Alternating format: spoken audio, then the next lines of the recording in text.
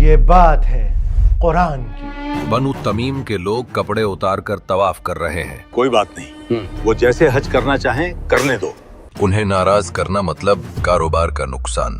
اس کے علاوہ کعبہ کے باہر کچھ کھومچے بھی لگوائے ہیں، جا کر ان سے کرایہ وصول کر لو۔ جی بہتر، چلو چلیں۔ جب مکہ میں سورہ ماؤن نازل ہوئی تو ہر سردار کو ایسا لگا جیسے اس کا پردہ فاش کر دیا گیا ہو۔ اب تو حد ہو گئی ہے۔ محمد نے مجھے ذلیل کیا ہے یتیم کا مال کھانے والا کہہ کر۔ ارے محمد نے تمہیں نہیں مجھے ذلیل کیا ہے۔ بے وقوفوں جیسی باتیں مت کرو، آپ مجھے ذلیل کر گئے ہیں۔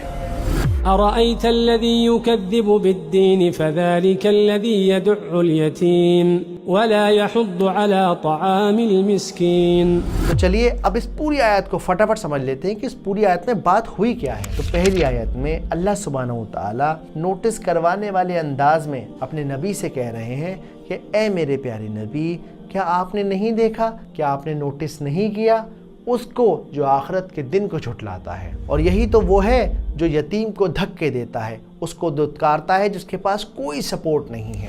اور یہی وہ انسان ہے جو دوسروں کو بھی نہیں کہتا کہ تم سامنے والے کا حق دے دو۔ تو بربادی ہے، افسوس ہے اور جہنم ہے ایسے عبادت کرنے والوں کے لیے جو اپنی عبادت سے غافل ہیں، اور یہ الٹی سیدھی عبادت بھی شو آف کے لیے کرتے ہیں، دکھاوے کے لیے کرتے ہیں، اور ان کے دل اتنے سخت ہو چکے ہیں کہ چھوٹی چھوٹی چیزیں بھی یہ شیئر نہیں کرتے۔ سلام حافظ جی، 3 مہینے ہو گئے، اگر آپ پیمنٹ کر دیتے تو مہربانی ہوتی۔ اوے سن، مل جائے گی تیری پیمنٹ، ابھی کام ٹھنڈا پڑا ہے۔ اگلی بار فون کرے تو گالی بک کر فون کاٹ دینا، پریشان کر رکھا ہے۔ اس صورت میں جو غور کرنے والی بات ہے وہ بات یہ ہے کہ اس صورت کے اندر اللہ سبحانہ وتعالیٰ نے ایمان اور اخلاق دونوں کو ایک ساتھ کنیکٹ کر دیا ہے۔ یعنی اب آپ کی دین اور دنیا الگ نہیں ہے بلکہ وہ ایک ہی ہے۔ تو ان کنکلوژن یہ صورت ہمیں ایک فارمولا دیتی ہے۔ کیا ہے وہ formula?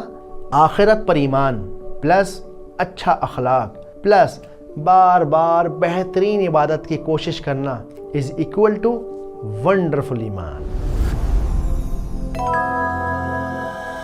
Islam is that simple. Wallahi, it is that simple. Everything else is just the details. اگر آپ سورہ ماؤن کی پوری تفسیر کو سمجھنا چاہتے ہیں، زندگی کی چھوٹی چھوٹی باریکیوں کو قرآن کے لینس سے سمجھنا چاہتے ہیں، تو یوٹیوب کے اس چینل پر جا کر قرآن کی ویڈیوز کو سمجھ سکتے ہیں، جہاں میں قرآن کو سنیمیٹک انداز سے سمجھاتا ہوں تاکہ ہم سب آسانی سے اور بہت مزیدار طریقے سے قرآن کو سمجھ سکیں، محسوس کر سکیں۔ یاد رکھیے، ہم سب پر قرآن کو سمجھ کر پڑھنا فرض ہے۔ اس ویڈیو کو آگے تک شیئر کریں تاکہ اور لوگ اس سے فائدہ اٹھا سکیں۔